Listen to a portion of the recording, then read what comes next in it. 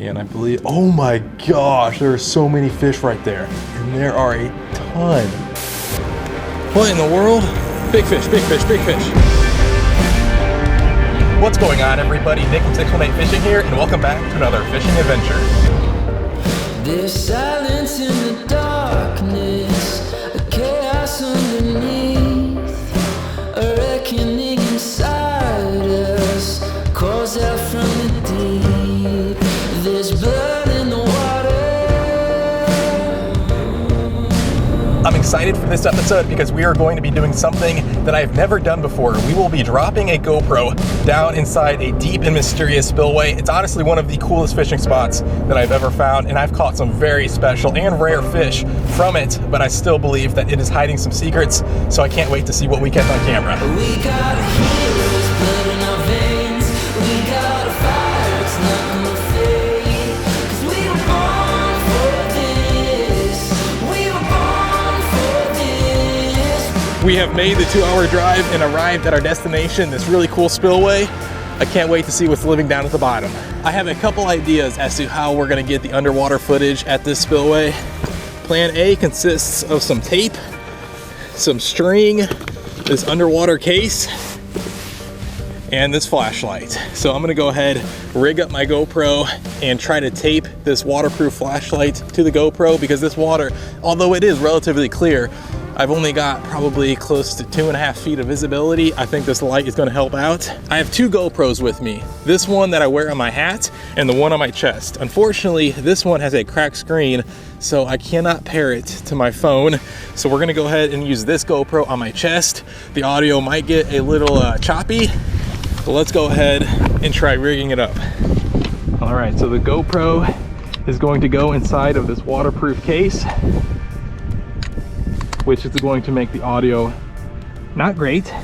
And then from there, let's go ahead, tie some string to this little attachment. Now, a lot of you might be wondering what knot is best for attaching a GoPro to some string.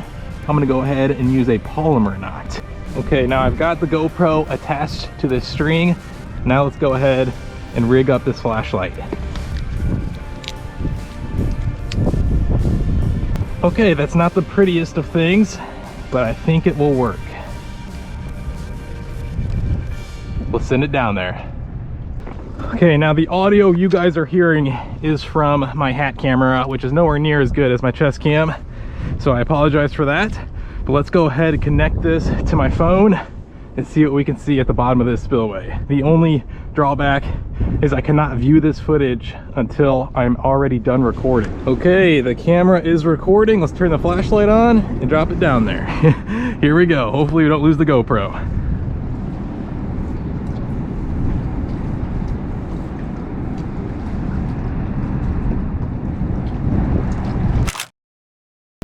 Okay, I've got a decent amount of footage. Let's go ahead and download it to the phone. Well, this plan is quickly falling apart. I was hoping to view this footage at this spillway, but unfortunately it looks like I'm gonna have to view it when I get back home. I'm having some difficulty transferring it to my phone.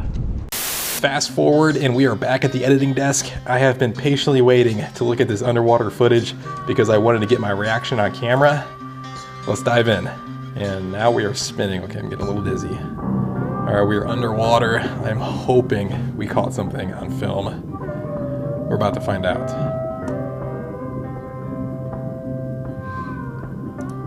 Whoa, what was that? I could have swore I just saw something big. Oh yeah, that's definitely a big fish. We just got down here to the bottom and there's this giant shadow right here. The visibility is actually a little bit better than what I was expecting. I thought it'd be very dark down there, but we're actually getting some pretty decent lighting. Oh my gosh, I thought that was a rock. Holy cow, you guys. We just about bumped into a giant, it looks like a big head carp. That looks like his tail right there. And the big head carp had that more patterned or spotted skin. I'm almost certain that's a big head carp. Oh my gosh, another one.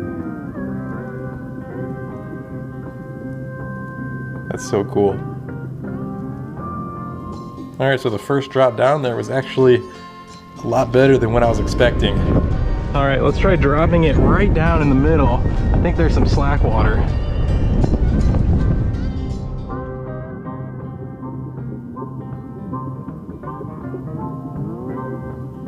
Oh, there's definitely a fish. That looks like a buffalo. It's got some pretty decently sized scales. That looks like a really nice sized buffalo.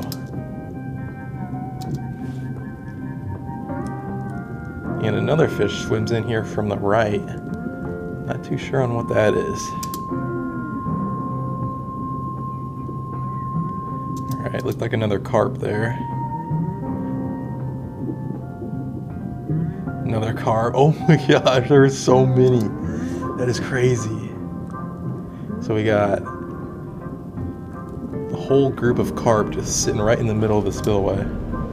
I remember I was having a hard time keeping the GoPro in this spot because the current was pretty strong. Hindsight, I probably should have attached a big piece of lead to keep it stationary, but maybe we'll have to try that again some other time. Alright, so now we're on the opposite side of the spillway from where we started. And I believe, oh my gosh, there are so many fish right there. I was about to say, I think I'm dropping down into some slack water. And there are a ton of carp. These look like silver carp. That is crazy. There are so many of them.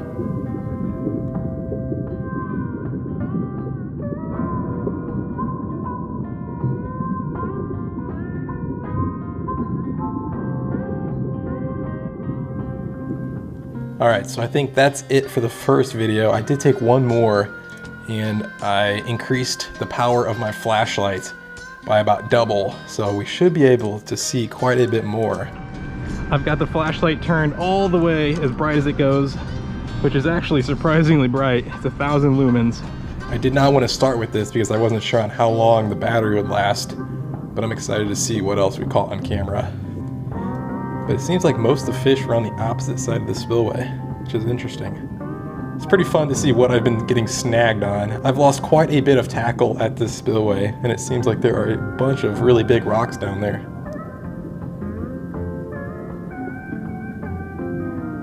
Oh my gosh, that guy came out of nowhere. This is what I was hoping to see down there. I was hoping to find some catfish, and sure enough, there we go, our first catfish. It does not look like it's very big, but a little channel catfish. Very cool.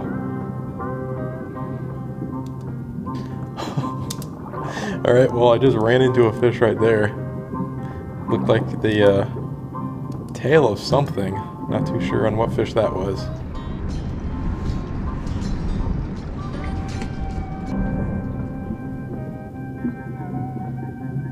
Oh my gosh, what did I just run into? Okay, it looks like a big silver carp, and then maybe a buffalo.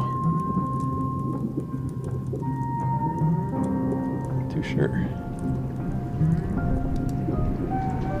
I was very pleasantly surprised with how much we actually were able to capture on camera. We were able to catch mostly carp, but also those buffalo and that catfish. But I do believe there are some other really cool species living down there, so I'm definitely going to give this another try. If you guys would like to see that, leave a comment down below. But overall, yeah, very cool. I'm glad I did that. All right, let's get back to the fishing. Let's go ahead and toss out this chartreuse curly-tail grub. All right, that went way up inside the spillway. Let's see if anything's hiding.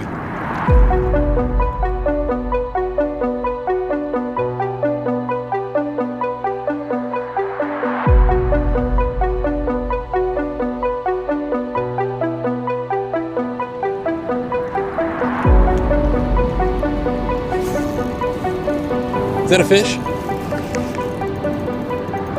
Fish on, you guys. Big fish, big fish, big fish. I am completely outgunned here, but I've landed some giant fish on my ultralight. Hopefully, we'll be able to land this guy. Oh, he's not gonna give up without a fight though, that's for sure. Man, this guy refuses to come off the bottom. Oh, he didn't like that at all.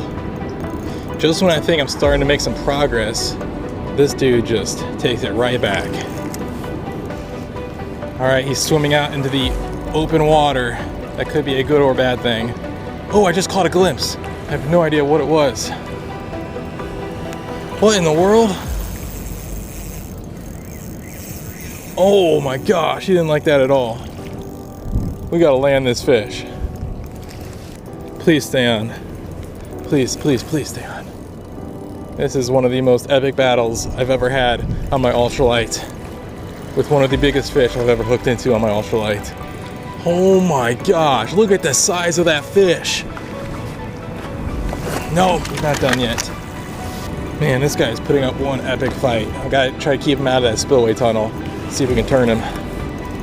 All right, this fight has been going on for what seems like an eternity. And just as I thought he was showing signs of slowing, he goes on another crazy run. I don't know if he's gonna fit in the net. Oh, almost had him. What an incredible catch. Oh my gosh. I can't believe we got him in the net. This could be a new personal best. No way. What a crazy catch. This guy ate my chartreuse curly tail grub. Check that out, hooked right in the mouth. That is so wild.